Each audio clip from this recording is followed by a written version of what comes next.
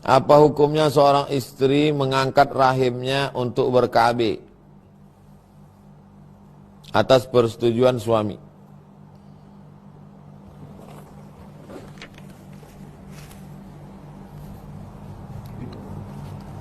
KB. Saya KB Pak Ustadz. Anaknya berapa? 10. Hah. Kenapa 10? Rupanya keluarga besar. KB ini terbagi dua, Bu Nur. Pertama namanya Tanzimun Nasal. Tanzimun Nasl. Mengatur kehamilan.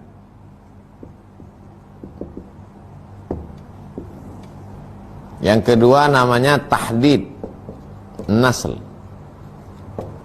Membatasi kehamilan.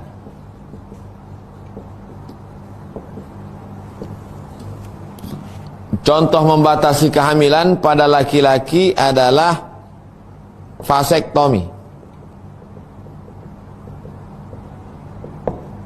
Vasektomi, diputus, habis itu dia tak bisa lagi. Ada lagunya itu, putus tak bisa disambung. Sedangkan pada perempuan itu namanya steril. Steril. Diangkat rahim, tak bisa mengandung lagi. Yang mengatur kehamilan, diatur hamil 2 tahun sekali, 3 tahun sekali, 4 tahun sekali hamil. Gimana Dek? 5 tahun sekali aja lah Bang. Apa ini? Sesuai pilkada. Ini boleh. Ini haram. Ini boleh apa? Apa dalilnya? Apa boleh mengatur kehamilannya? Apa dalilnya? Karena Nabi membolehkan azal. Azal. Apa azal itu Pak Ustadz? Seorang suami berhubungan dengan istrinya, dikeluarkannya sperma di luar kemaluan istrinya. Azal namanya.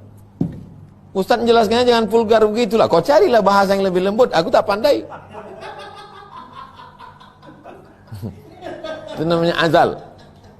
Dalam hadis Nabi tak melarang. Waktu sahabat melakukan itu, Nabi diam.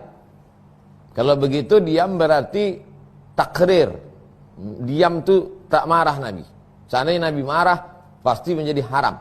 Nah, itulah hikmahnya diamnya Nabi waktu sahabat melakukan azal itu. Ternyata setelah 14 abad baru orang tahu hikmahnya. Rupanya inilah boleh melakukan pengaturan ini. Nah. Tapi kalau ini ada kejadian di Mesir. Seorang polisi Mesir. Dia sudah mapan. Sudah punya rumah, apartemen, sudah punya mobil, sudah punya anak 2 orang. Kisahnya true story, kisah nyata. Lalu kemudian karena dia sudah menganggap mapan semua, akhirnya dia vasektomi. Setelah vasektomi tentu tak bisa punya anak lagi. Malang tak dapat ditolak, untung tak dapat diraih. Apa yang terjadi? 2 anaknya itu meninggal. Stres. Akhirnya bertobat. Lalu dia menceritakan itu, menceritakan pengalaman hidupnya, dituliskan. Itulah saya baca. Oh, rupanya itulah bahayanya. Tak bisa lagi. Begitu juga dengan perempuan. Bang, anak kita kan sudah 2, bagus ya. Iya, rumah udah ada, mobil udah ada. Oke. Orang tak dapat ditolak. Bersin-bersin anak itu mati. Mati. Istri mau hamil lagi tak bisa. Menangislah ibu, bapak tuh senyum. Dia bisa berbini lagi. Hati-hati ibu yang udah steril. Aku bukan nakut-nakutin, enggak. Tapi, tenang dulu. Tapi ada yang boleh steril nih. Misalnya ibu-ibu yang sudah operasi sesar beberapa kali. Udah dibelah dah. Anak pertama lahir, belah. Udah itu lahir lagi, belah. Takkan belah sini. Kata dokter nih tak bisa lagi Bu. Ibu udah beberapa kali belah udah. Yang lama aja belum sembuh, mau buat belah lagi baru lagi. Jadi gimana caranya? Diangkatlah rahim. Steril. Tapi dokter tuh amanah. Atau ada penyakit. Atau di atas usia-usia yang resiko tinggi untuk melahirkan. Kata dokter, ini kalau ibu melahirkan umur segini, resikonya mati. Tanya suami, bang gimana bang? Apa kata dokter tuh? Kata dia, kalau aku hamil lagi aku mati.